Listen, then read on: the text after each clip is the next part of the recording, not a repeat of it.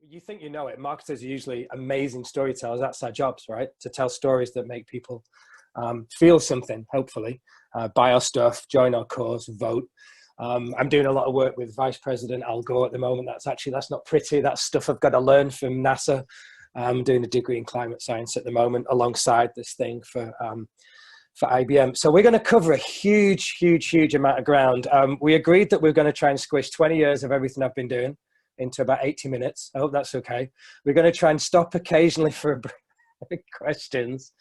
I'm super happy. Any of you that maybe have seen me do anything before with the Marketing Society, if you want to stop halfway through, if you want to have a question, if you just like, hold on, Jeremy, no, I don't like that, I don't agree with it, tell me more. I would much rather do that than me just preach at you. You'll discover very quickly, I have no problem talking really fast, especially when I've had 5 coffees and 90 minutes sleep last night. My team works on the big deals at IBM. So basically any deal over $250 million, my team writes the script for. So I get the chance to work with Marvel and Pixar and Disney, West Wing speech writers, the last administration, not the current one.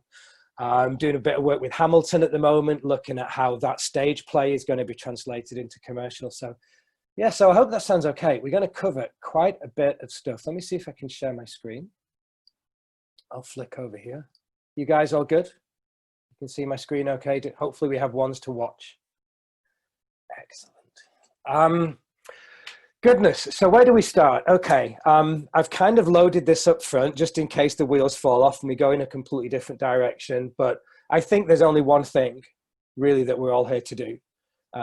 Some people would call it, you know, the triple bottom line, people, planet, and profit. Some people, you know, we want to change the world, right? It's a little bit glib and it's a bit cheesy. And certainly in this country, we're not always very forthcoming when we talk about things like that. It's like, that's a bit ego. It's a bit too much swagger for me. But that's really what I want to talk about. How can we build a business, change the world, and have fun? Not necessarily in equal measure, not necessarily in that order, but how exactly do we do that? So I've put together a whole bunch of slides. I'm usually not a big fan of PowerPoint, but get ready to take notes and screenshot. I'm more than happy everybody having these slides as well. But this is really what it comes down to, I think, for marketers. I've been in marketing a long time. I've been through the ups and downs of the marketers are going to become the CEOs, then they're not, then the marketers are now the rock stars, and now 80% of CEOs don't trust them anymore. Then here's the amazing metrics that measure the economic value of the story. I used to do that at Facebook. And then all marketing metrics are bullshit and you can't trust any as far as you can throw them. And now we've got this hugely fragmented industry with everyone just trying to struggle with trust and fighting for credibility in the industry. So when I say something like this, I'm not saying it kind of glibly. I'm not trying to, you know, be a little bit flippant. I genuinely believe that we can. There's actually, going off tangent already, Mother Teresa has a quote saying, if you want to change the world, just go home and love your family. Gorgeous quote, isn't it?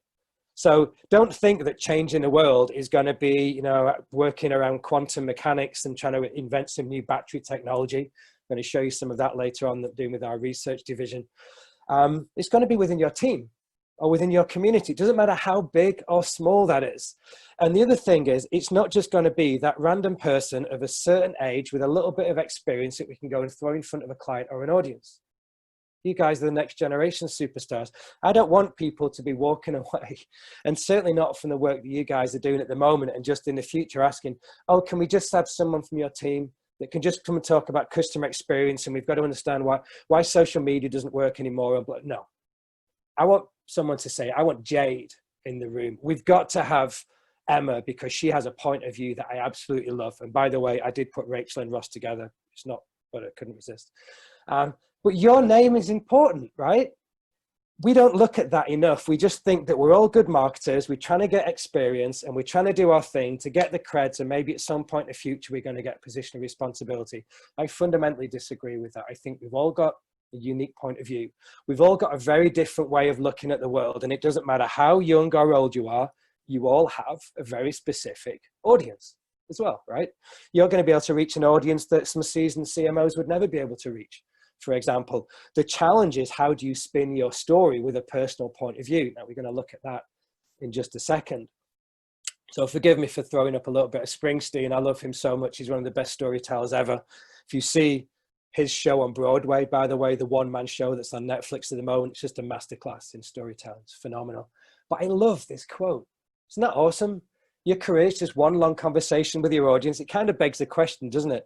Like, what conversation are you having with your audience? You know, is it one way? Is it two way? Are you listening? Are you doing all the talking? It's like, well, what's going down? What does that look like? We did the ones to watch. I think it was 2 years ago, Sarah. It wasn't last year, was it? Was it the year before? Yeah, and I talked about DJs. I was working on a book at the moment called, and I'm a big fan of this guy. I had the privilege of working with Martin Garrix a little bit. Just a phenomenal DJ, #1 DJ in the world for the last few years, super young. And we're really just talking about the idea of remixing other people's stuff. You know, good artists copy, great artists steal. We should be like DJs. We should be taking all of the things that are in front of us with all the assets and the books and the resources and the learning and the wisdom, and then we respin it, we remix it like Martin does, and we throw it out to a completely different audience in a style that is our unique tone of voice. And not many of us see our position as like that. Sometimes, unfortunately, we go back in our box, especially when someone more senior comes in the room. But we know it's the younger people, right, that are making the difference. Of course, it's a cliche, but, you know, a 16-year-old with no social network whatsoever, with a sign outside the parliament, with no one even with her on the first day, and no one is too small to make a difference. So I thought what we'd really do is we'd look at this concept, and I don't want to spend too long on this. I'm sure you've seen it on your Instagram or Pinterest or bouncing around the interweb somewhere. This drives everything that I do. This drives everything that I do with my team. The practices that I've run across the business. We've got 400,000 employees. It's really important for us to get this right. Doesn't matter how big or small your team is. What usually happens, what you're good at and what you get paid for is in one side. That's your professional life. Then the things that you love and the thing that the world needs is usually in a separate place, right? It is, isn't it? Now, only magical things happen when those things come together. So really good exercise. If you've got a notebook right now, do that, scribble this down, write 4 circles. You may have seen this before, you may just never have done it. You want to find your purpose and your belonging to have real meaning at work. Draw 1 circle and put everything later on that you love, stuff you really love, you're super passionate about, right? You're on a crusade for that stuff, you do it for free. Then the things that you're really good at in another bucket. Then the things that you're getting paid for at your job, hopefully they're the same thing. But then what the world needs, and that might be something else you're passionate. I'm on the board of Stop the Traffic. I'm doing a lot of painful work. It's emotionally exhausting, but trying to stop modern slavery, right? You try and bring those 4 buckets together. And that's when you start to do incredible work at any age. And that's where you start to find your purpose and meaning, or as the Japanese call it, your ikigai. It's actually slightly misquoted. It's some Swedish guy went to Japan, stole the word, thought it sounded sexy, came back as an entrepreneur, launched it in Switzerland, had a blog with millions of views, made a shitload of money off the back of it. Now all of a sudden he's got the ikigai concept. Japanese are like, oh my God, that's not what it means. But the concept is true, right? It's a great concept for life. So with that in mind, your personal point of view, your purpose, storytelling, structure, telling stories that matter, making people feel something to join our cause, buy our stuff, vote for us, whatever the thing's going to be. This is what we're going to cover in like the next 70, 75 minutes or so. And I thought we'll do it fast because you guys are super smart, but I've put in a few stops. And I think what it'll do is probably just open up, hopefully, just a train of thought that maybe you've not had before, or maybe something that you thought you knew really well, that you realize you've got to go a little bit deeper and you want to focus more on that to be that really great storyteller. You know, we've got to tell stories as fast and as compellingly as possible now, especially via virtual, especially because social media is not working in the way that it used to. Our audience is the most important part of that, right? And we've got to be sharp. It's really good to talk for 15 minutes. It's easy to talk for half an hour or 2 hours. It's really hard to tell short stories. So we're going to look at some of the science of that as well. Okay, is that okay? We all good?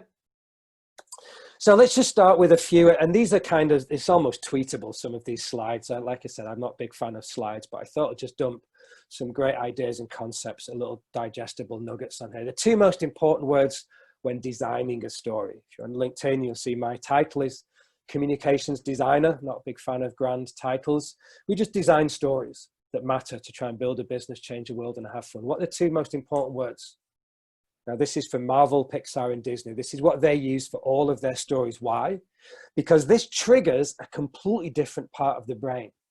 When you write down what if, or you have a conversation with your team or your colleague and you say, what if, all of a sudden, whatever comes after that, your imagination is going to be firing, right? This engages the right side of your brain. All the stuff that you've probably just been hearing about from Chris, right? All of the stuff about what could the world look like if. Now, a lot of companies like IBM don't do that very much. We're very much in the data. It's all about the ROI, the cost takeout. With all respect, I think CMOs are really easy to impress. You try and impress a CTO, a CIO, or a CFO, that's really hard. We can't go out just with compelling stories all the time. We've got to have both sides. The left brain and the right brain's got to work together. And think about it. These are two of my favorite movies. You recognize them? But Moneyball, the amazing, one of my favorite films of all time. Underdog story for the Oakland Athletics on the left, and of course, Wall-E on the right. This started with what if?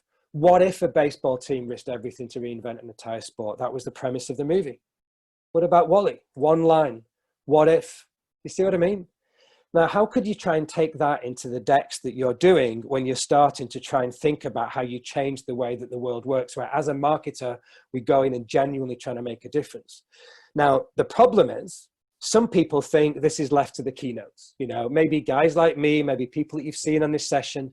That's not the case at all. Some people just don't realize the storytelling power that they have within them. Maybe they just not the confidence or the practice, or they've just not let it loose. Maybe you just don't know the structure. And once you understand that framework, it's a little bit like a clothesline. Once you understand what it is, you can start hanging things off it. And everybody can tell an amazing story. Then no longer are they asking for that person in the company that is the chief evangelist with a big ego that kind of talks BS a little bit and drops a lot of buzzwords. They're asking for you. You know, they want Rachel. They want Ross. Why? Because you're telling a narrative. You're telling a story that's got peaks and troughs. You're saying we're going on a journey. Here's a hero. We're going to have a villain, but something's going to stop it from happening. Here's our intention. But then an obstacle is going to happen straight away, as Aaron Sorkin would say. And within that intention, you have the obstacle. Now we've got conflict. Now we've got tension. We've got drama. That triggers a different part of the brain that we'll look at in a minute. And then the hero comes back and you alternate between the peaks and the troughs of where the world is and where it could be. And you end up by engaging the brain in a different way with an emotional engagement at the end of it. Now, that's no different in business than it is whether this is, you know, a movie or a play or an advert or a poem or a story. It's exactly the same thing. But what do? A lot of the time, I'm sure you guys are not guilty of this. Here's what IBM does. Here's who we are. Here's my very long CV. Here's why we're awesome. We've been in computing 100 years. No one else has. We're a 109-year-old startup. We've done all these amazing things. We've got 6 Nobel Prize winners. We register a patent every hour.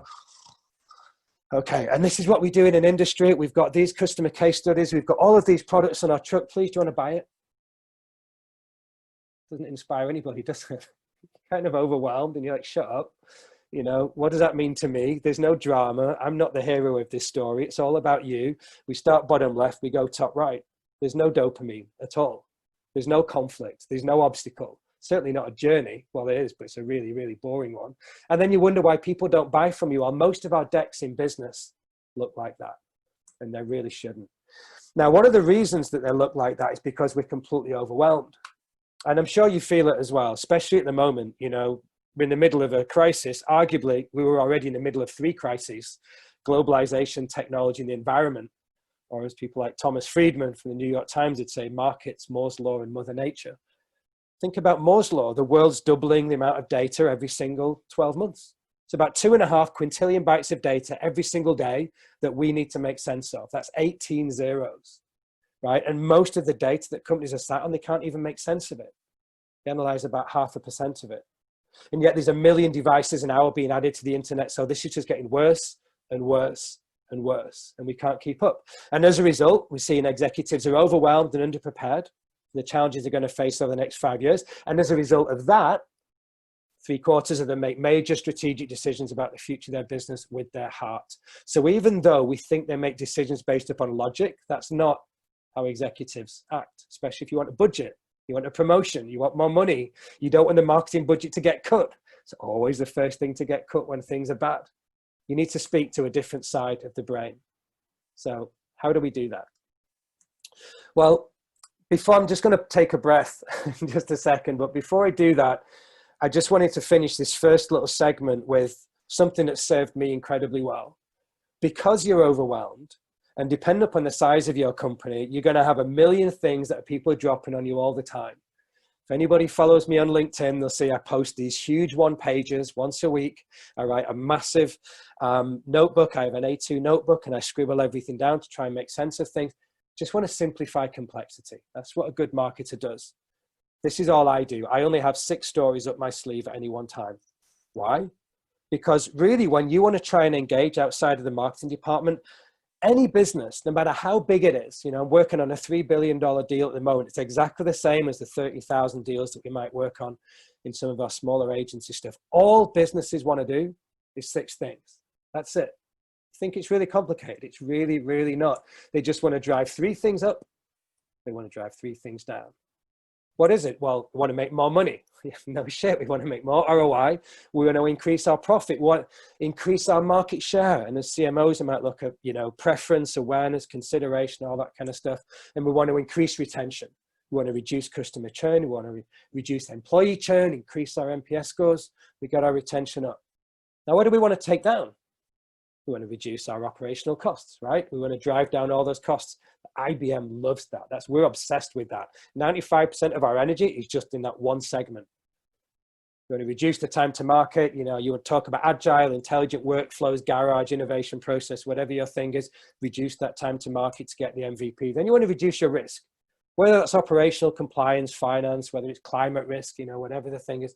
So I always have 6 stories up my sleeve that make sure I'm always speaking to one of 6 of those. And you'll see as we go through this, 6 is a really, really important number. Write down 6. It's going to be super important. 6 stories. So I go and I troll around our company, and probably about once a month I do this. I want the best story that hits one of these markers. So any conversation, I've got it up my sleeve as a 3-minute conversation. I'm going to show you exactly how I do it in a minute. Want to make more money? I'm going to talk to you about the work that we do with Yara. We're trying to connect farm to fork, your corner shop to where the farm's coming from in somewhere in West Africa. 620 million farming families, population growth, water shortage. How do we run a digital platform to connect farmers with a consumer? Want to increase market share? I might talk to you about blockchain and transparency with food trust. It's going to stop crises within the food supply chain. Then if you're going to talk about retention, I might talk about advertising and how we're using blockchain in order to try and reduce all the advertising costs that we're getting fleeced for by Google and Facebook, right? Amazon, we're getting screwed by a lot of those guys. They're taking our data. That's bad. What happens when they're taking all the slice? It's not like it used to be, you know, so we're only seeing a very tiny percentage actually going to the publisher. So I might talk about what we're doing with Unilever. You want to drive down costs? I might talk about infrastructure and the work we're doing with drones and belts and Watson and visual recognition and stuff, reducing time to market, doing a bunch of stuff with quantum, trying to invent new battery technologies for electric vehicles. They're growing 63% year on year. Who knew? We're running out of lithium and cobalt. It's running out, doubling and tripling in price. And then you want to drive down risk. I might be talking about climate. So these are the 6 stories that I might have in my pocket. Now, most of us don't have those ready to go. We need prep. We need a couple of days or maybe a week. Shouldn't have that. Have those in your pocket all the time. So what we're going to do now is I thought we'd dig into really the art and science of how you would tell these stories and how you try and bring them to life a little bit. Let me just take a moment just to make sure you're okay. Are we all good? Everybody? Are we getting lots of nods? Don't have any questions at this time, Sophie? We just keep going?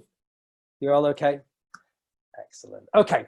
Thought leadership point of view. You, Kylie, why are you awesome? Why do you need to be the person that listens to and nobody else? You have your purpose and you have your point of view. Cheesy words, we throw them around all the time. Sometimes we don't look at exactly what it means. I mentioned 6. I'm going to come back to this in a minute. But when you look at the brain, and this is rooted in work that I used to do at Facebook a while ago. It was actually, I hate the word viral, I'm sure you do as well, but we were trying to measure viral content to figure out what's going to explode. And then we were trying to map it out using this spidergram, you know, the spider graph matrix to try and figure out, is it ticking all the right boxes for all the right audiences? Turns out this is actually scientifically proven, and it also triggers different parts of the brain. Now, Obviously, it's not left brain and right brain. We're massively oversimplifying for any scientists out there, but you know, left brain is logic and rational. We want to talk to the creative side of the brain. It's the right-hand side. We focus a lot on education, informing people and trying to solve their problems. At business, we spend the vast majority of our time over here. If you're a marketer and you spend all of your time on the other side, I think you're doing your job wrong. I think you've got to make sure that you get that credibility and respect by educating and informing people about how we're actually going to solve their problems with numbers and data. But numbers and data are not how we make decisions, because that's not what helps us to make an emotional decision. I'll show you the hormones in a second at this trigger. But we need to entertain, not just educate. We need to inspire, not just inform. And we can't just solve problems. We've got to challenge people. And if you don't tick as many of those 6 boxes as possible, your story is not going to be as compelling as the next one. You know, and that person that you lost to, the person that you thought was really sketchy or flaky, or the agency that wasn't as good as you, or the job that you, maybe they just ticked a few more boxes. This is actually an interesting exercise if you map on a scale of 1 to 10, how much to educate, how much to entertain. I did this once with a brand to map all of their content, and you can see very quickly where the cloud is, and you can see where the holes in the content are, and all the shortcomings in the way that you tell stories. It's a really, really interesting exercise. So let's start with purpose. Now, a few of you are going to know where this is going to go. I recognize a few of the names joining us today, so I know that you're going to be very, very familiar with this guy, too. So that, you know who he is yet?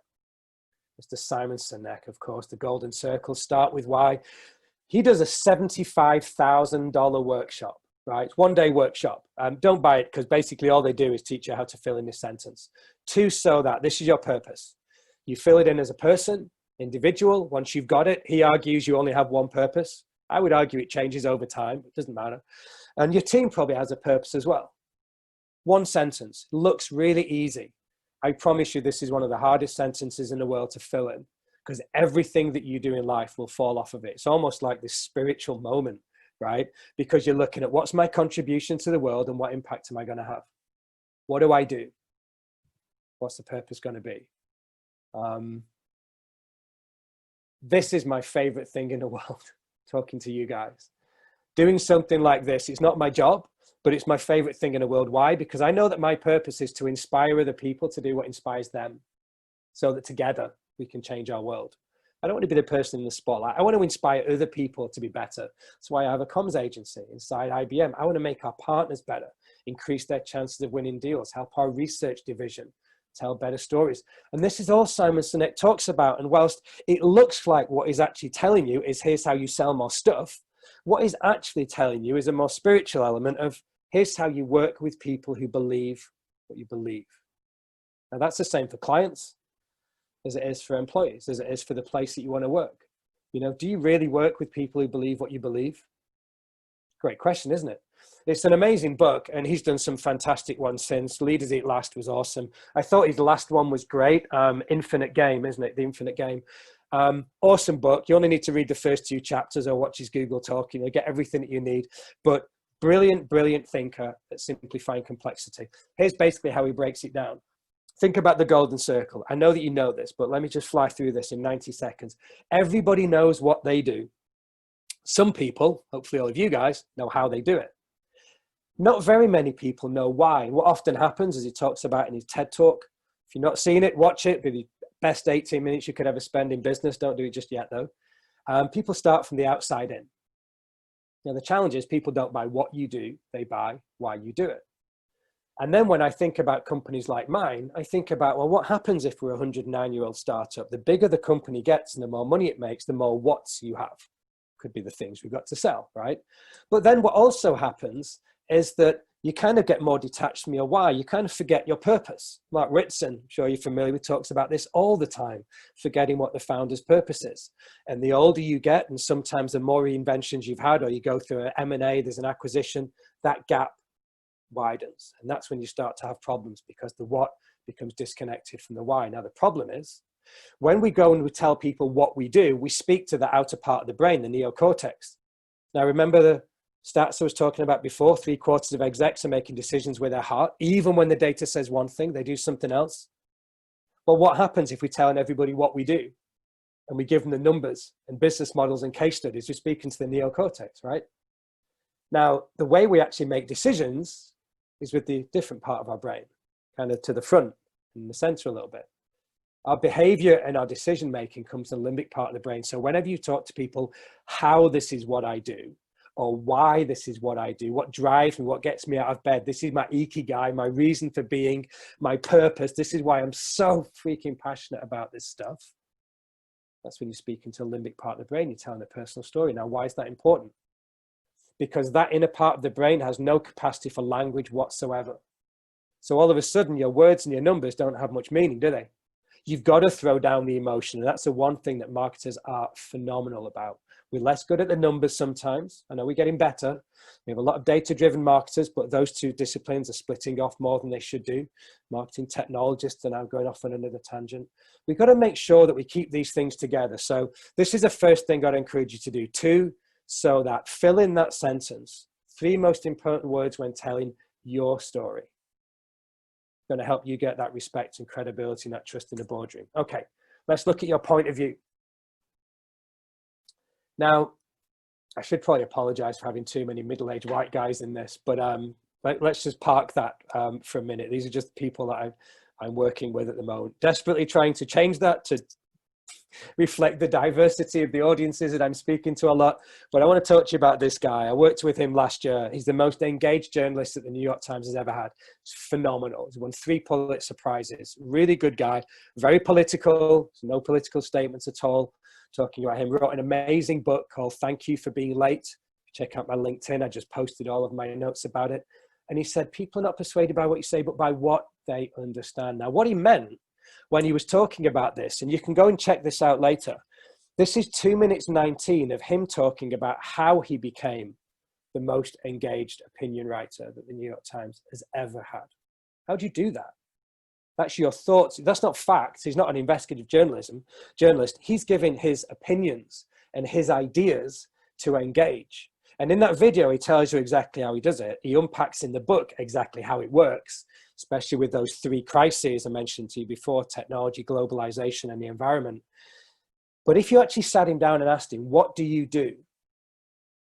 He'd just say, I'm in the heating and lighting business. He talks about it in his clip. It's really nice, isn't it? Isn't that a great phrase? In a heating and lighting business. Like, what does that mean? I'm in a heating business. I just want to provoke a response. I want to stoke something inside of you. I want to provoke a response. I want to create heat. I'm going to do that by speaking out against humiliation or by celebrating the human spirit, of which he does that a lot to the current administration, as you can imagine. Creates heat, rubs people up the wrong way, but he lives at the extremes. No vanilla. There's no beige in the middle. Or he does what we do. Hopefully when we're at our best as marketers, we look at, well, how do we simplify complexity? How do we illuminate something? And we show people in a language that they can understand. And that's really all we do, isn't it? We're creating heat, or we're creating light. We want to provoke a reaction, or we want to shed light on something. I think that's a really good way of thinking about what we do when we look at how do we have an opinion with a purpose and a personal point of view to be the DJ that remixes stuff. And then how do we tell that story in a way that seems unique? Incredible. Does that make sense? Am I getting lots of nods? Awesome. We did mention that we might stop for questions. Happy to keep going. If anybody wants to unmute and ask a question, now's the time. We all good? Or if you're shy, put it on chat if you want to share a question. I told you I'd talk fast. I do apologize. Rain goes even faster when he talks. Well, oh, and we're going to pick up the speed as well as we go into the next bit. Any questions, or are you all just soaking this in? Okay, I'm going to keep going. Drop anything in the chat, and then when I stop in a little bit, maybe Sophie, we could just come back and see where to go if anybody wants to go. Right, so art and science. Left brain, right brain. Right side of the brain, the creative bit, this is the bit that naturally we're good at. I would argue it's probably why you found your way into this discipline. Art itself has no purpose other than itself. In a commercial environment, as commercial storytelling, as I look at, has a lot of purpose because we want to try and get people to do stuff. We need to get people to act. Something needs to happen. Now, let's look at art. Let's look at storytelling. Let's look at one of my favorite artists. I'm sure you recognize this guy. This is Dan Brown, one of the most successful living authors that we have at the moment. Da Vinci Code, Angels and Demons, Inferno. He does something really interesting when he writes his books. Amazing books, whether you like them or not, is almost irrelevant. Hugely successful author, speaks a lot about religion and technology, religion and science and where they intersect. And I like that in business because we're really at this intersection of humanity and technology. So whether I like his books or not is irrelevant. I want to see how his brain thinks. And if you've ever ventured onto masterclass.com or if you've got a subscription for that, his masterclass is phenomenal. It's amazing. In it, he describes the process of writing the books. Here's what he does when he gets an idea. First project he's about to work on. Photoshops the cover with the title on it. Say, Secret of Secrets. Book doesn't exist yet. Photoshops it, prints it off, grabs a book off his shelf, puts the fly cover on, and he keeps it there. Never tells anybody, it never shows anybody. That's his motivation for the book he's about to write. Because it's really hard writing a book. And you go through peaks and troughs, and it's exhausting, right? Just like working on a project at work. Then what he does is he takes the New York Times bestseller list and he photoshops onto it in #1 place the book that he's not written yet. Well, that's kind of cool, you know, a bit of motivation, a bit of act as if, secret, law of attraction, Tony Robbins, however you want to spin it. But then he does something really interesting. He writes the last line of the book first, and then the last paragraph, and then the last page. And if you think marketing is beginning with the end in mind, it's a great way of starting at the back and moving to the front, because what a great marketer, just like a great storyteller, is going to do is they're going to ask why many times. And he asks why 7 times of each character. Well, why did that happen? Okay, well, for that to happen, why did that happen? And then what would need to be true for those things to happen? And he asks why, and he ends up on the first line of page 1. That's how he writes his books. Writes them backwards. I really like that as a process as well. And we're going to look at the structure in just a second. This is something, you're welcome to screenshot this if you can still see my screen okay. Hopefully you can't see all the faces down the side. This is from Brand Story Canvas. I use this a lot with my teams. It's a journey you're about to go on. I'm going to show you the more scientific version of this in a second. This is basically the structure of any story. You know, you've got a character with a journey. There's going to be some type of a problem which creates an obstacle or a conflict. You know, we start with intention and a hero. The problem, this is where the villains may come in. Then they're going to meet someone, hopefully a trusted advisor or a friend, right? Or someone that can drive them through Middle Earth, the guide that understands their fears. Then there's going to be a plan, some type of a call to action that ends in the denouement, as a storyteller would say, which is either going to be everything's amazing or it all goes to shit, right? The hero is being transformed for the positive or the negative. Every story lives within this structure, or it should do. And if it doesn't, when you're writing stories at the moment or decks, even if this is a job interview, a pitch, if this is a presentation to a client, it should still be able to fall in within this. So the reason I say screenshot it is because you may just want to use this as a framework. I find this really, really useful. And then let's take this up a little bit. What about J.K. Rowling? How does she work? Well, she talks about, and this is where we're getting into the art and the science coming together, the 4 most important words, not when designing a story, we've done that, when telling a story. What are the 4 most important words when telling a story? Then what happened? Now, isn't that the 4 words that you want anybody in your audience to be thinking all the time? And if they're not, something's going wrong. And even if you're writing a blog post, right, you're writing something on LinkedIn, it doesn't matter. The way that it's also why you don't start with a CV, right? Tell us a story, jump straight in.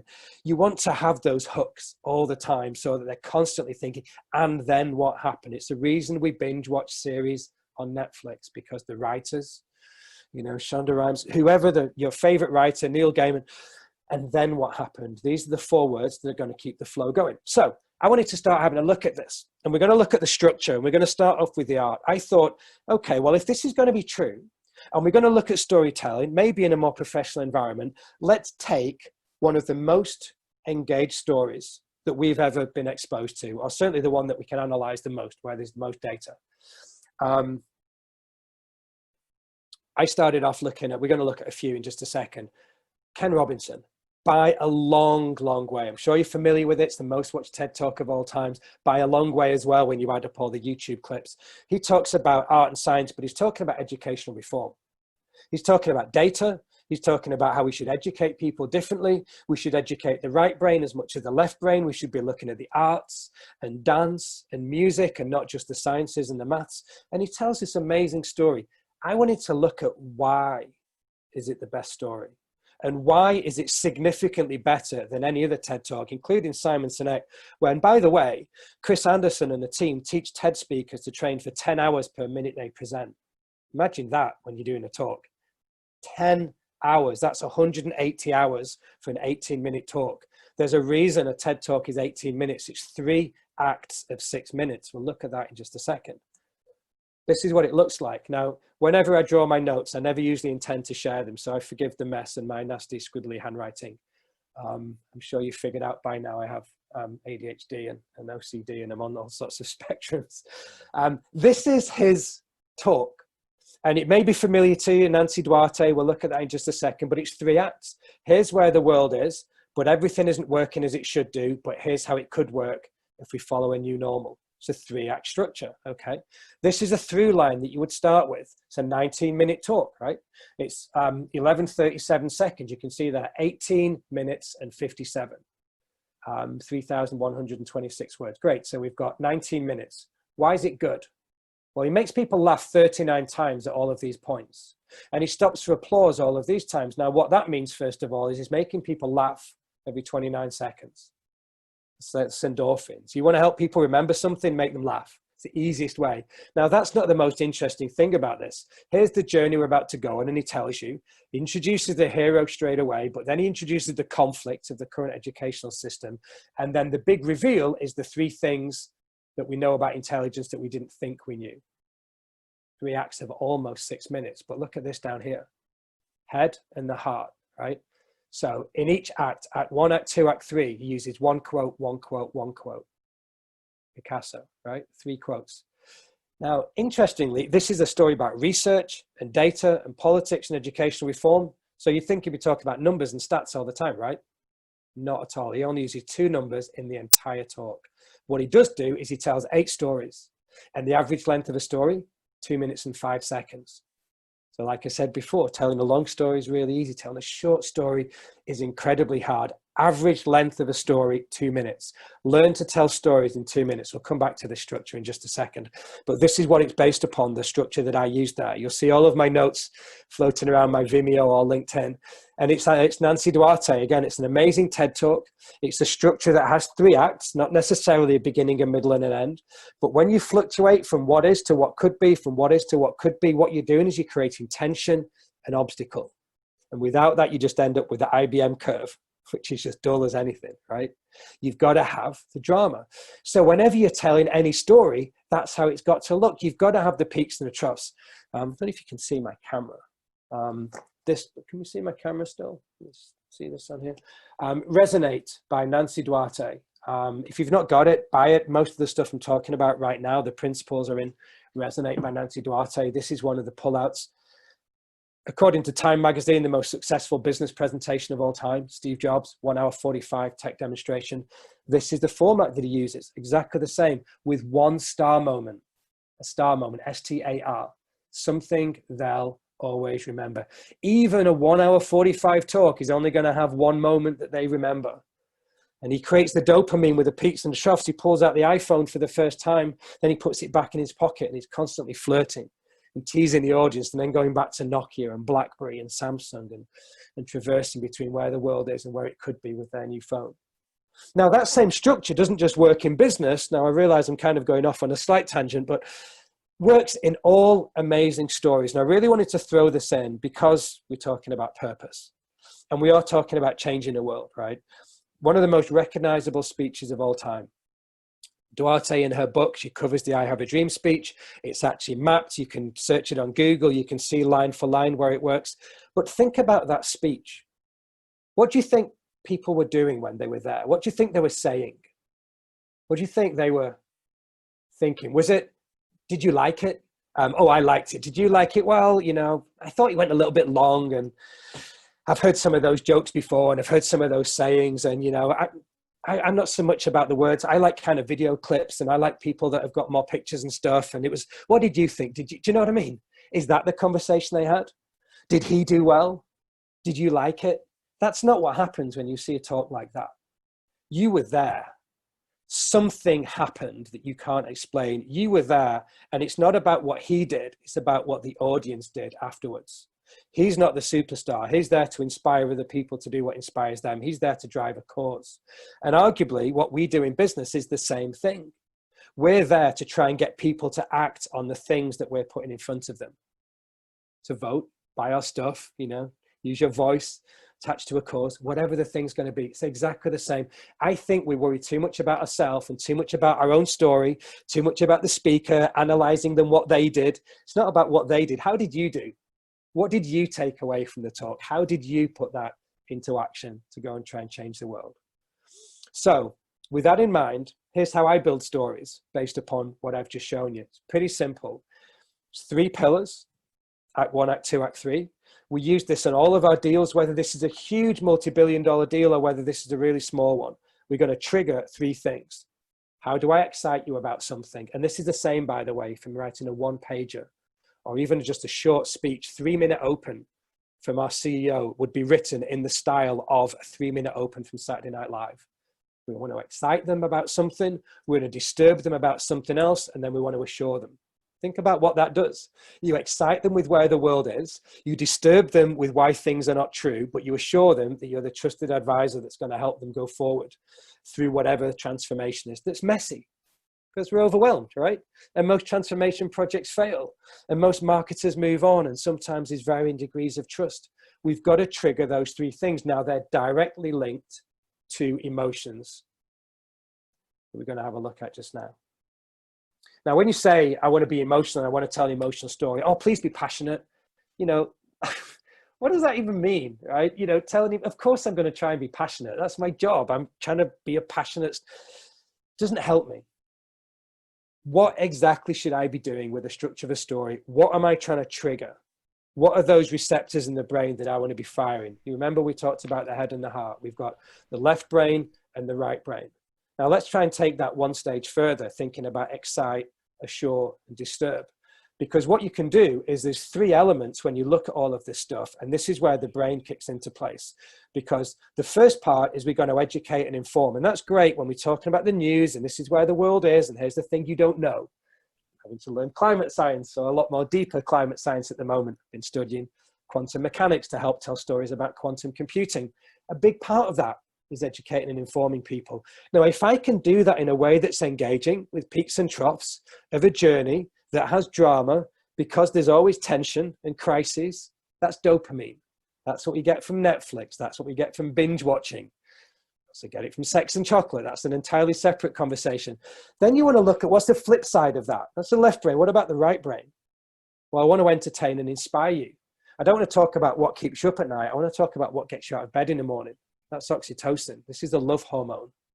Generosity, trust, and bonding. This is your personal story coming into play. This is, why do I like you? I'm looking at Julian. Why should I care about what Julian's point of view is? Because he told me something that is unique, that I've not seen before, that has only happened to him. And it's his testimony about a view of the world, like Tom Friedman would have. And I like that. I want him to guide me through this journey we're about to go on together. Now, how do you bring that together? Well, you need the endorphins, because we're scared. We're scared in business. We're anxious. We're overwhelmed. Please make me laugh if you're a funny, naturally funny person. I'm not. It can come across like my dad dancing and lots of terrible jokes. But endorphins isn't just about making people laugh. It's trying to trigger a positive feeling, because that reduces that perception of pain, which in our world is anxiety. It is stress. It is being overwhelmed with all of that data. So whenever you're drawing your stories, I'm kind of piecing together really now the main tenets, the pillars that you're going to build upon. You had the canvas before, you've got Duarte's structure. Now we're looking at the hormones. If you can click on all 3 of those at any one moment, and you can make sure you've got bits of content that fall within those segments, so you tell a great story. So how do we try and bring that to life? Well, here's how I would start. If you really want to geek out, go back and look at Aristotle's Poetics on Wikipedia. It's a pamphlet that was done in 335 BC. It's the basis of all storytelling. It's the reason we have 3-act structures. It's the reason we have tragedies and heroes who are transformed with the journey they're about to go on. Act 1 is about the heart. Act 2 is often going to be about the head. And then it all comes together when you combine those two things. Now, what would that look like in a story? Well, think about Sir Ken Robinson, or think about Duarte, or where we looked at the Steve Jobs piece. First piece we're going to do is we're going to open. So let's say we've got that 2-minute story. You're going to speak at roughly 150 words a minute, roughly. You read about 300, but you're going to speak. I'm not speaking at 150 now, probably a lot more. 300 words in 2 minutes. So great. Well, let's break that down. Let's use a little bit of science, right? It's not rocket science. 60 plus 60, we've got 120 seconds. So if I'm going to have a 3-act structure and I'm going to tell you why my view of the world matters in 2 minutes or less, and if you speak into the C-suite, often that's all you've got. 40 seconds. No CV. Who am I? Why is this important? Why do you need to care? This is my point of view. Here's what I'm about to tell you. Act 2. Here's where the world is. Amount of data, coronavirus, IoT is exploding. We can't make sense of data. Moore's law's going to die. It's all going to be quantum in the future. We can't keep up. Exponential growth, whatever. And then how does it come together with the opportunity and a call to action at the end? That's it. 40 seconds, 40 seconds, 40 seconds. Now all of a sudden you can start to see, well, maybe there's a framework that can hang things on. It doesn't even have to be slides. This is about narratives. It's not about numbers. This is about storytelling. It's not just death by PowerPoint, right? So go and study some of those TED Talks. Go and have a look at them. I have the privilege of working with this guy who's awesome. This is phenomenal. I know, it's really scary. This is an actual deck. This is Al Gore's official deck that he taught me to present last year. 615 slides in total. It's 2 hours 45 long. He does it in one go. Feels like it breaks every single law. But because of the way he uses rhythm and black slides and speed and cadence, he speaks in a way Aaron Sorkin would write a movie. And it might be 30 seconds on the slide, then 20, then 10, then 5, then 1, 1, 1, big pause, black slide, dramatic point. And then he goes up again like a symphony. This feels like it was about 25 minutes long. It's phenomenal in itself if you ever watch Al Gore present. But what he also teaches you to do, which I thought was even more interesting, is something he calls the truth intent. How do I take a 3-hour presentation at 615 slides and tell you it in 10 minutes? This is on my Vimeo. In fact, I don't know if my Vimeo's open here. You want to look at my Vimeo, vimeo.com/jpwaite. A load of the stuff I'm talking to you about is on here. Not many views because a lot of them are just links that I only give out to IBMers. But I talk through this. I do my example of the truth intent. It's on my little blog, jeremy.earth as well. Same thing though. It's not even 3-act structure. Here's the open. Here's Act 2. Here's Act 3. That's my through line, 10 minutes. I've got 55 slides. I know that I need transitions every 11 seconds. Act 1, must we change? Act 2, can we change? Act 3, will we change the world as it could be? And I've got emotional quotes and stats that hit every couple of minutes. It's the same thing. That's the way that I'd draw out the talk. Now let's take it up a notch. Let's look at someone like our CEO that's just stepped down. She's our president now. She's on the transition of moving out. This is some work that I did with her last year. Ginny's a rock star. She's an engineer. She's not the most natural storyteller, so she needs structure as well. But she did a brilliant talk at VivaTech. Now, this is the way that we wrote the talk for. It's exactly the same. You can go and watch it. We're not going to do it now. These are all seminars. Half of these slides, by the way, are like 1-hour presentations in their own right. So I know I'm going fast. Same thing. Here's where we were, but the world's not down here. There's some things that have got to change, but the world could be up here because of food trust, food safety. And here's some stats that are going to knock your socks off, change your world, but things are really bad and everything's going to shit. But you may not believe it. You may not believe it. She keeps talking about the peaks and the troughs and this emotional connection. I'll show you the language in just a second. And then she goes back up to the technology and she tells these stories. Breaks it down. Act 1, I'm going to tell you what I'm about to tell you. Act 2, I'm going to tell you. Act 3, I'm going to tell you what I told you. And everything that she does is in threes. Everything. This is about the approach, the platform, and IA. Or everyone, think about this. Think outside in. Think business problem. Think no AI without IA. Everything's in those triples. You can have a look at this in the deck afterwards. I'm aware there's a lot of stuff going on that slide. And again, not usually meant to share it. But look at what she's done in that really short talk of 15 minutes. She said, I believe 4 times. I remember. To me, I said, you need, I believe, I think, I feel. Personal point of view, right? validated by the official point of view that we have at IBM. She's dropped a load of stats because she's an engineer, but she's speaking to a tech audience, but 11 customer stories that only take seconds. Act 1, about the industry. Act 2, about the technology. Act 3, about the humans. Here's how we bring it all together. Industry, technology, and trust. Now, you might look at a talk like that and go, oh my gosh, that was amazing. I could never do that. I'm not Ginny. You know, she's paid obscene amounts of money.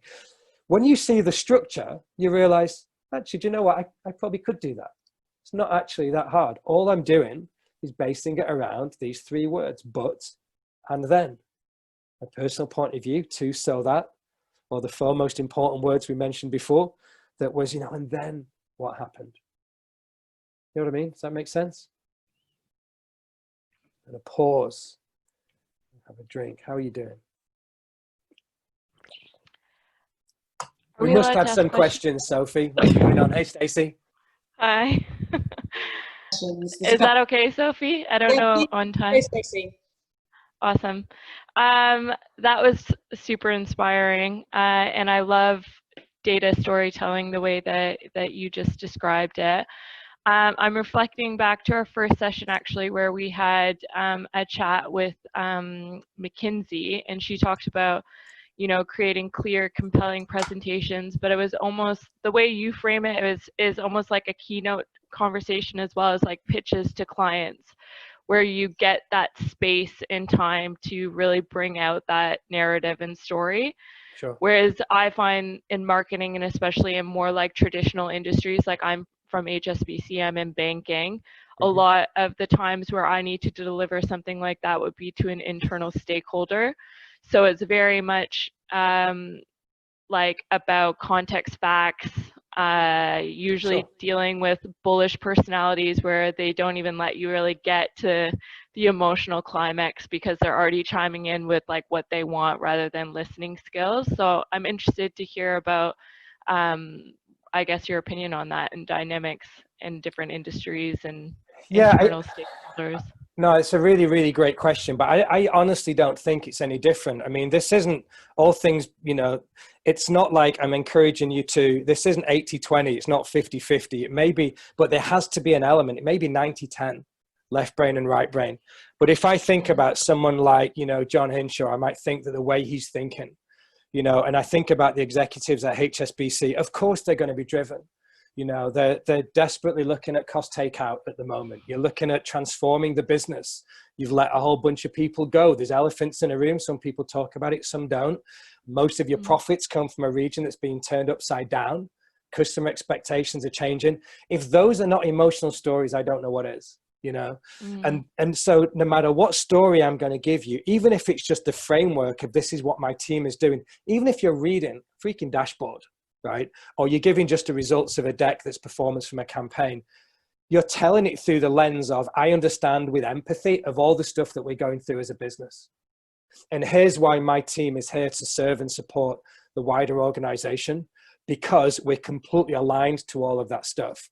Now, a lot of those conversations are obviously going to be happening much higher up the food chain than us, but it's really tricky and they're all making emotional decisions. So whilst I get it, you're in a heavily regulated, there's compliance is a big deal, you have a huge amount of risk, but the decisions that are being made are emotional decisions that are then justified with the head afterwards. Now, often all we get to see is the head decision of the conversation that you want to have because we're all grown up and it's a lot of middle-aged white guys in gray suits, right? But the people that actually transform the business, the people that catapult their career, that get those huge promotions that you didn't quite expect, or all of a sudden you're in this new innovative squad, you know, doing something ridiculous. Where it's like, where did she come from? How did Stacey get that? Well, I communicate in a different way. So having those numbers and the empathy, I think, is crucial. We're exactly the same. We're a really, really old startup with a lot of baggage. You know, you got an elephant in a room with empathy. It's the first thing you've got to hit. Might only be 60 seconds, might be 30, might be 20, might be one comment, might just be an acknowledgement of something. Yeah. Great question, Stacey. And that mix of art and science, that heart and science and giving it to people. Jeremy, there's a couple of other great questions coming through. Okay. Felicity, you had a very specific one. Do you want to come onto camera and ask Jeremy about the example statement you were looking for? Felicity Walker. Yeah, hi. Really Hey. interesting and Oh, kind of Tui. Oh my notes. gosh, you guys are up against it. um, Come on, you're the rock star. but I just wanted to get an example of for the first reference you made, so the kind of two, so that what would kind of be a really good example of that statement? I like mine a lot, only because it took me 7 years to write it. No, Right, so I'm fine. I haven't got mine yet. I'm serious as well. I'm a huge believer in the 10,000 hour rule. I think it's very true. I think there's ways of accelerating it, but I think for the most part, there's a little bit sometimes we can wing it, sometimes we can patch over stuff, sometimes we can blag our way through a little bit, as I've certainly done a lot of my career. But 10,000 hours are roughly about 7 years to try and understand what that purpose is. You know, I've run an agency, you know, I've tried to work in different size organizations. I've had completely different roles. I've never quite fit. Some of the reasons for that are my ADHD. I've been evangelist. I've done TV stuff. Written 4 books. It's like I've constantly been trying to bounce around. And it was only really when I understood what my so that was, that all of a sudden, all of the weight of the world lifted off my shoulders. You know, I have no interest in the world in trying to be a Vaynerchuk or a Seth Godin or a Gary Vaynerchuk or, you know, Scott Galloway, insert here, you know, famous Uber celebrity that likes taking their clothes off on YouTube. It's like, I just want to be the person that helps making everybody else better. So to inspire other people to do what inspires them, so that together we can change our world. For me, that sums up everything I do, every decision I make at work, every gig like this one, I guess is a gig, right? That I would say yes to. Is it going to allow me to do that? Is it A, going to allow me to change the world? Well, yeah, because I could be working with this company around new technology in our research division. Or B, is it going to help me to inspire other people to do what inspires them? Now, for most of my work, that's going to be helping people sell more stuff. But if I'm working with Stop the Traffic or I'm working with Climate Reality, I'm going to be inspiring people in a different way. But that's why the Ikigai process is so good. And that was really the trigger for me. It's also how I ended up creating the agency that I've got by squishing those 4 circles together. But it's ruthless. And it's really, really hard, Felicity. Honestly, it's like, I know it looks super simple, but I know that once I understood what that was, everything else made a huge amount of sense. And by the way, between us, my career just took off. It was, honestly, it was ridiculous. And then all sorts of amazing things happened. Just because now you've got your own vibe. I'm not trying to be anyone else. I'm not trying to respin other people's stuff. I'm not trying to steal as much stuff anymore. You know, it's a bit more authentic. But also you took so much time to do that, but then it's sped up all your decision making now. You've got that filter. A statement like that gives you that filter for decision making, but also a foundation for success. So I'm also ruthless though. I've always taken every Friday off. All the people on my team give them Fridays off. Go and read, write, paint, you know, write poetry, go make a movie, you know, look at clouds. Whatever the thing is that you want to do something that's going to help you be better at your job. Because if you don't have the space to think and to process all of the shit that you've seen that week, because we run at 100 miles an hour. If you don't take the time for yourself to try and process that, it's the only reason. Look, I've got these things all over the place. You'll see them on LinkedIn, but I do these like 1 page. Now, this isn't just vanity. It's not just trying to make stuff pretty, and it's certainly not to try and share it. That's just me every Friday trying to process something in the world, something that I've read. And I'm just going to go. And the thing is, you don't write things down to remember it now, to remember it later. You write it down to remember it now. And the amazing thing about your brain is once you've written it down, you may never look at it again, but you'd be surprised at how much stuff sticks once you've actually, so write it longhand. I've got a ton of colored pencils behind me. They're not there because I like coloring in, slows my brain down. I've got to think about what I'm writing. So I write with a fountain pen because it forces me to write slower. They're also super sexy. And I color things in because it slows my brain down as well. But yeah, if we're doing that as a digital online learning platform, of course you can do it in 15 minutes, but you'll forget it next week.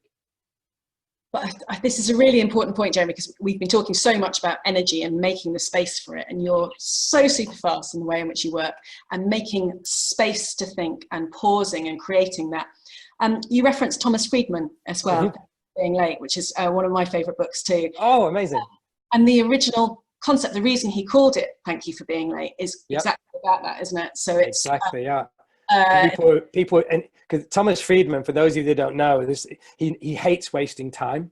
Yeah. Hates it with a passion, because he's an investigative journalist, right? So he needs stories constantly. So he even books meetings with people for breakfast. So he eats, people watch him eat and they just talk at him. Now you can do that when you're Thomas Friedman because you want an audience with him. But people started to apologize for being late because of the traffic, you know, in DC, or he's in Chicago or something. And he started listening to other people's conversations or processing other stuff in the minutes that they were late. And then he started thanking people for being late because now I've got the space, you know, to think about stuff. That's where the book came from.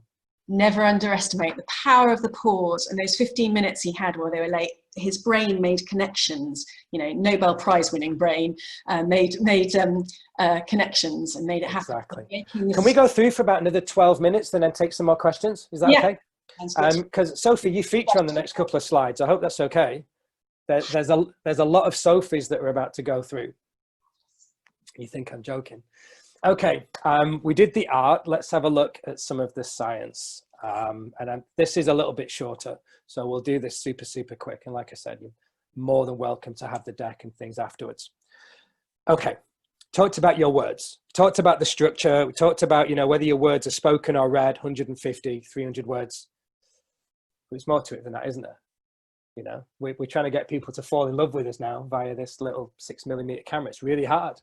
In some ways, it's actually easier, you could argue, because now you can have notes absolutely everywhere that people can't see. I sometimes have triggers at the top of my computer, say this word or this quote at this time.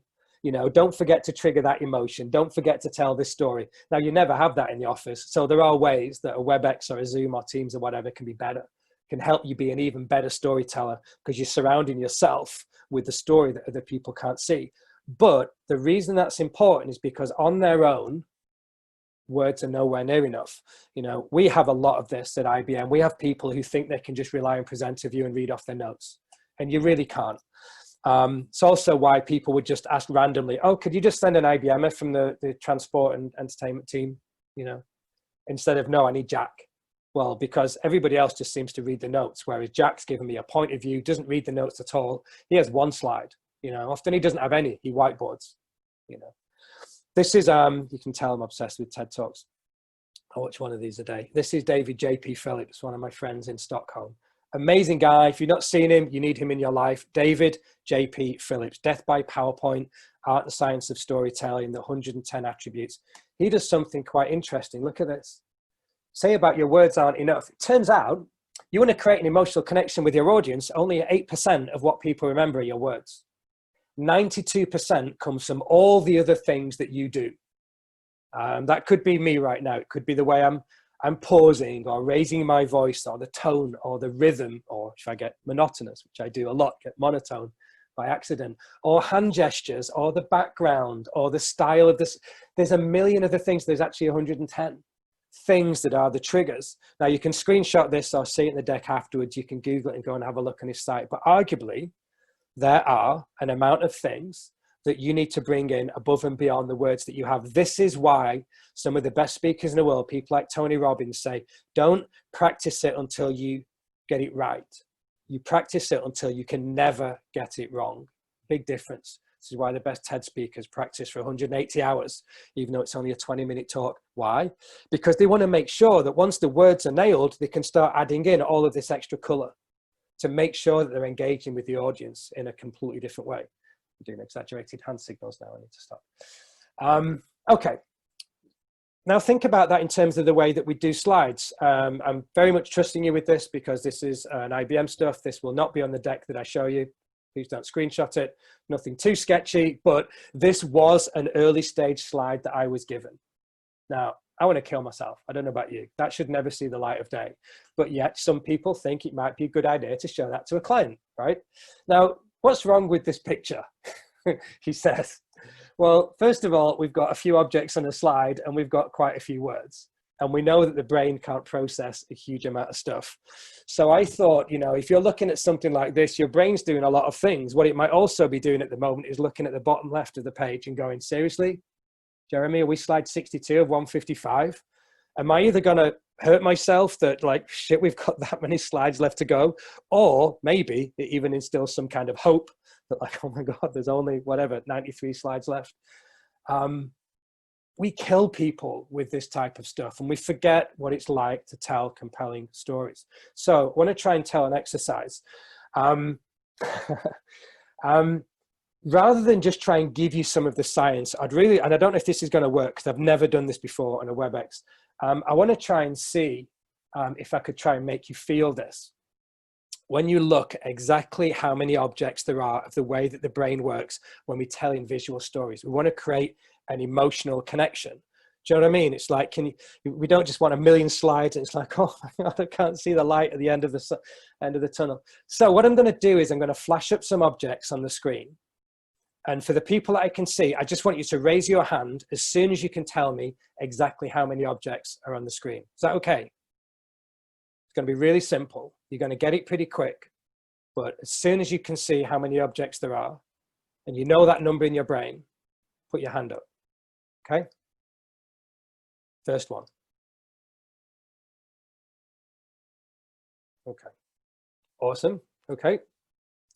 Right. So we got 10. So roughly about two and a bit seconds. Okay. Do you like this, Sophie? Is this okay? Right. Now we're going to try it again. I'm going to flash up another number, and I want you to do exactly the same thing again. Put your hand up when you think you can see, and you know exactly how many there are. Okay. Ready?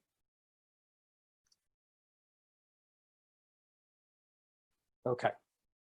So I'm going to guess, because I can only see a small handful of you, that that's probably going to be about 1.2 seconds. Now, if 90% of you are normal, which I think most of you are, that's roughly how long it's going to take you to figure out that there's that many, there's 7 Sophies on a slide, right? Now, I want to just try it one more time. You ready? Okay. What just happened? Because almost instantaneously, everybody put their hand up, which if that was normal, if that was a neurotypical brain, that would be about 0.2 seconds. So how is it possible that just between having 5 Sophies on a page, God forbid, and having 7, how is the difference from that to that literally 500%, right? In the extra amount of energy that we need, in the amount of cognitive brain power that we need to process what's going to be on that. Why is that? Is it possible that when you've got more than 6, you have to count, but when you've got 5, you actually just see because your brain just gets it? This is why the number 6 is so important whenever you're putting slides. So whenever you're looking at stuff like this, you think about, and people do this all the time. That's why those IBM slides lived the way that they did. People are, oh, you're only allowed 10 slides. It's the worst thing you can ever say to someone, because what do? They squish 30 slides into 10 slides, type size, you know, whatever. And it's terrible. You want to hurt yourself. It's never the amount of slides that is the problem. That's never the problem at all. The Death by PowerPoint talk that I mentioned before, you can go and look at him do this. It's really, really great. But there's one thing that he takes away. The amount of slides that you have, if you have to use slides, is never, ever the problem. It's the amount of objects in the slide that is always the problem. Why? Because we need to see instead of needing to count. We want people to look at you, not obsess over the amount of objects that we have on the slide. So just as we kind of bring this to a close, I just want to show you a slightly different side of this. You remember we mentioned those 6, and there's very deliberately why there's 6. I told you 6 was going to be an important number. We've got to make sure that we have the hooks and the peaks and the troughs of the storytelling with the transformation. We want to make people laugh. We want to build out trust. This model, and I'm now going to undo the last 5 minutes of what I've said because, you know, storytelling doesn't always follow rules. What if I'm speaking to our chief exec, something that I'm doing at the moment? I've got a presentation I'm putting in for Arvind, you know, our big chief exec is about to go and have a big meeting. He doesn't want 10 slides. He doesn't want 5. He wants 1. Now, what if he wanted 1 killer slide? I jokingly call it to my team the $1 billion slide. What would a $1 billion slide look like if it's a $1 billion deal? Well, there's another option that we've got, something that we play with quite a lot internally, and it's called a placemat. Now, you might be familiar with that before. This is an old one, so I'm allowed to show it. This is from the work I did at Salesforce. What you notice about this, there's the 3 customer success platform. There's the 3 core pillars about what it is that we do, and then you've got the 6 parts. You want to inform and inspire, you want to educate, you want to entertain, you want to challenge and solve problems. And for chief execs, so this was for Mark Benioff and the leadership team, you have one slide and you teach people how to use it. So of course there's a massive appendix that sits behind it, but these are like hyperlinks. This is a one slide trigger that tells an entire story. I love one slide presentations a lot. It's just wallpaper. It means we can have a conversation instead. So again, I'm just encouraging you to think differently. Don't think you've got to use slides. Simon Sinek, even if he's given an IMAX theater, as he did when I worked with him a while ago, refused to use that massive screen. So like, I just want a flip chart, please, and a couple of markers, because that's my thing. He's found his ikigai, right? He understands his purpose. So do this in 3 minutes, and then we've got 5 minutes for questions. If you're bringing all of that together, giving you some structure, giving you some triggers, giving you a canvas, and we've looked at some of the science and emotion of how that happens. What might a cycle be if you wanted to tell a story? Just as an example. Well, we've been looking at this ourselves. Now, this is very IBM-y, so I apologize, but this process, I think, works incredibly well. In 2011, my hero and mentor, John Iwata, who's in the top left, arguably one of the most influential we've ever had marketer. He's an absolute rock star. He's working with a guy that's helping me build my agency at the moment, editor of Wired and Fortune magazine, Jeff O'Brien, and they wrote this book. You can Google it and get the PDF for free. John asked Jeff, how does progress happen? You're a 100-year-old startup. You've changed the world in many ways. You helped put man on the moon. You invented barcodes and traffic lights and started the PC revolution, even though Apple stole a load of stuff from us back in the day. But we did all of these amazing things all the way back to punch cards in 1911. How did that happen?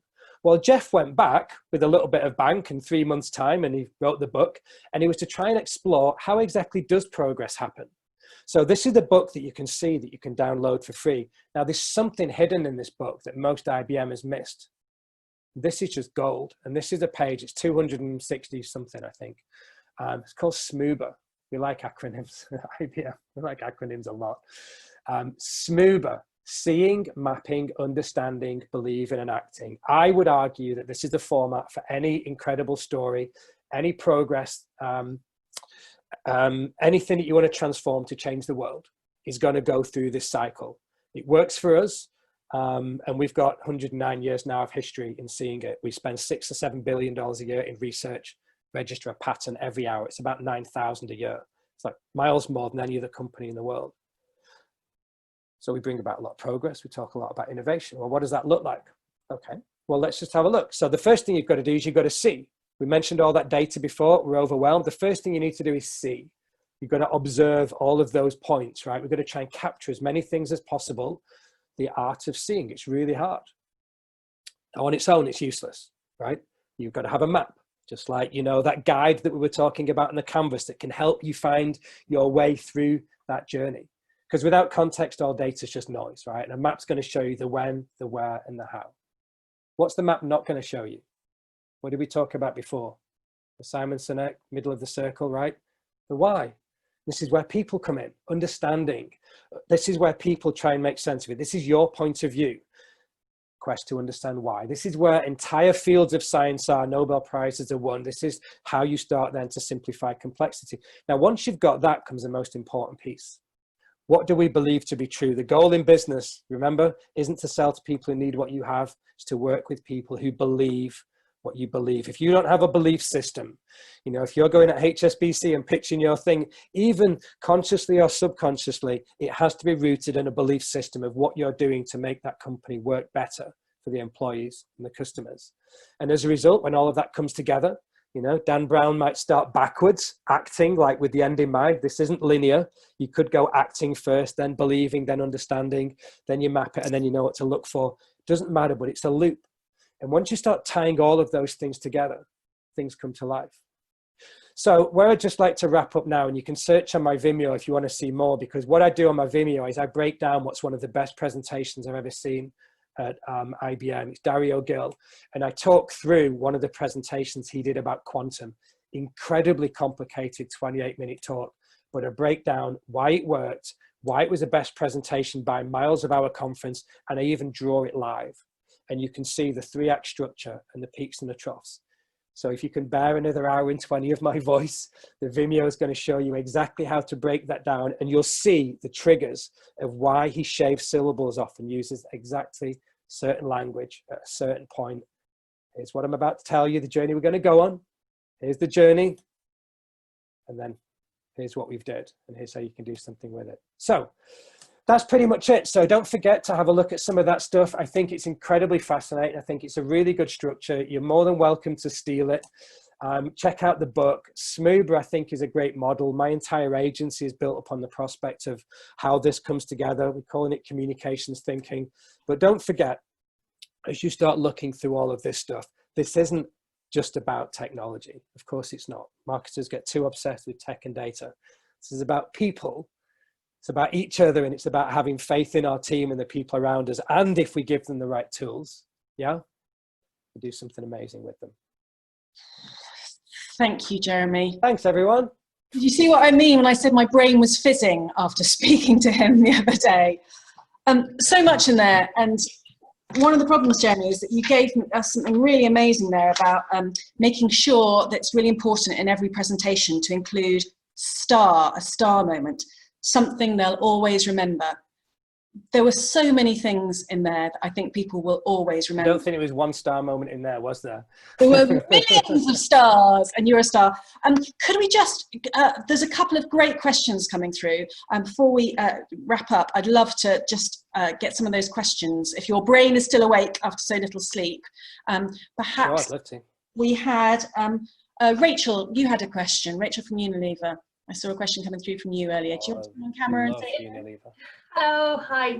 Thanks so much for talking to us. That was really, really amazing. My question is, how much do you need to really know where your story ends when you're writing it, and how much does the writing process help you get to the end? I don't know that it does, because I think that's the interesting thing. We looked at this with Smoober a lot, because the argument was, and the argument they make out in the book, is that it is linear, that it starts with seeing and it goes through to the actions. I think if you're in marketing or you're in sales, you actually work backwards, because you know what you want to sell and you know the outcome and you know the campaign, right? You know exactly what you want to do for you. We're going to work on, whatever, a Dove campaign or something. You know where that needs to go and you know what metrics you need to hit. So you're probably going to act based upon the belief system that you guys stand for. And then everything else falls into place with understanding in the map. And then you go out and you see all the stuff that happened. When you do it the other way, you have no idea where you're going to end up. Because if you're on the frontiers of science, I know with some of the research labs that you guys, you're building stuff and you don't know where it's going to go yet. You're trying to solve for climate change and food and overpopulation, and it's incredibly difficult. So just like the scientists that we have, the guys that are working in lithium technologies, we're trying to invent battery technology that doesn't exist yet, because we're running out of lithium and cobalt. It's actually to make a lithium sulfur battery that doesn't exist. They don't know what the end point is. So all they're doing at the moment is a lot of seeing, a lot of mapping. The scientists are trying to understand it. They've got a belief system that they want to change the world, but there's no actions because we still keep coming back over here. Mm-hmm. So I think you're exactly right. I think providing the project that you're working on doesn't have an end point, a specific KPI you're going to get judged on, you don't need to know the end point at all. Great, thank you. Brilliant. And a couple more very interesting questions. Salim, would you like to ask yours? Because I think that's probably one that's on a few people's minds. Salim, am I saying your name? Where are you? Hi there. Do you want to Salim. Come off mute, Salim? There he is. You need to come off mute. Can you hear me? All good, yeah. Thank you so much. Sorry about that. Thanks, Jeremy, for the presentation.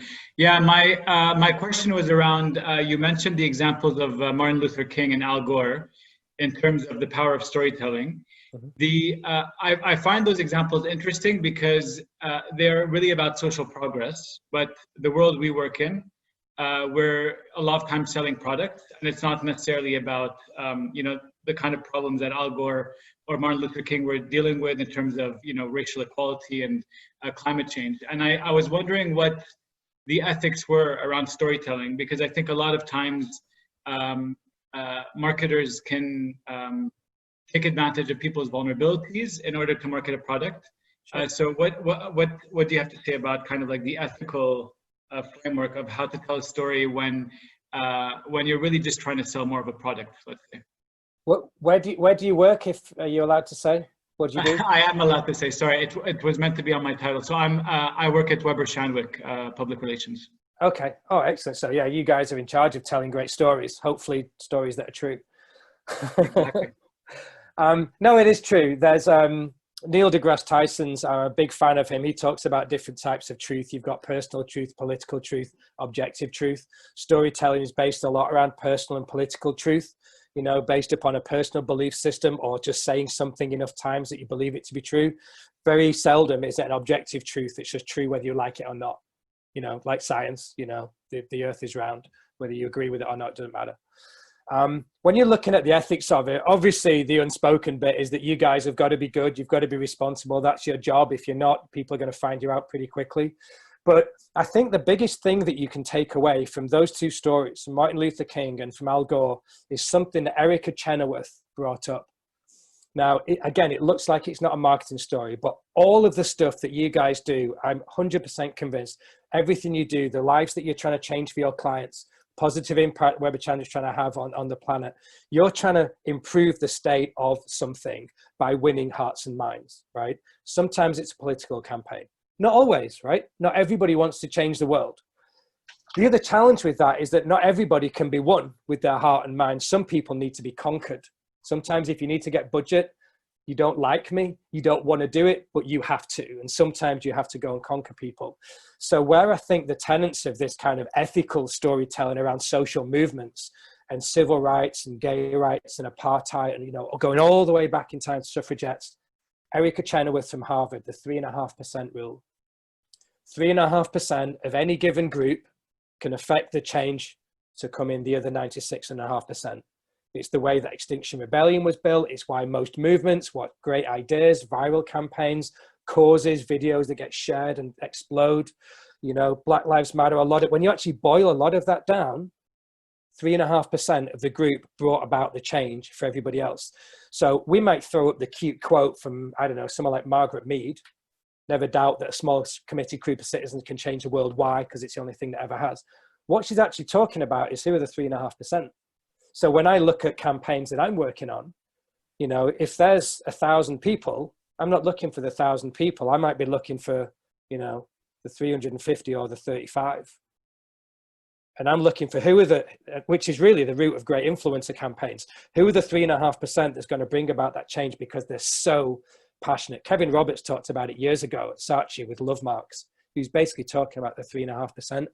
And I think that's the root of great marketing because our budgets can't stretch very far these days. So we need the 3.5% because we can't get everybody. So you check out her talk. She's done some amazing papers. She's written a wonderful book as well, but I think that's a good rule.